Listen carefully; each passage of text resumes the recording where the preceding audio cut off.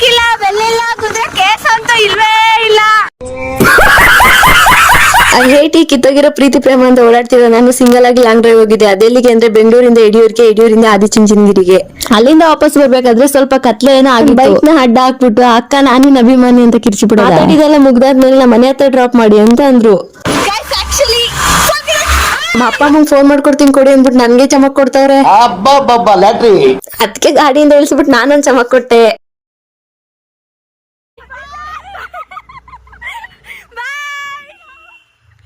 ಅಂತ ಗಾಡಿಗೆ ಹತ್ತಿಸ್ಕೊಂಡ್ರೆ ಮತ್ತೆ ಈ ತರ ಅನ್ಬಿಡದ. ಇವ್ರಂತೂ ಡ್ರೈವರ್ ಫುಲ್ ಕುಡ್ಕೊಂಡ್ಬಿಟ್ಟವ್ರೆ.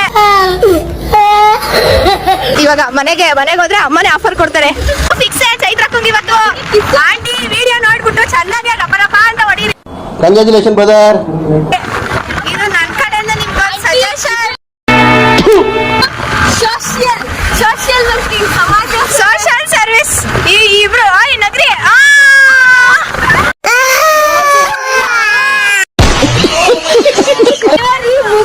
ಡ್ರೈವರ್ ಈ ತರ ಮಾಡ. ಎಲ್ಲರೂ ನೋಡ್ಕೊಂಡು ಹೋಯ್ತವ್ರೆ. ನಾವು ಹೋಯ್ತಿರೋ ಸ್ಥಿತಿ ನೋಡ್ಬಿಟ್ಟು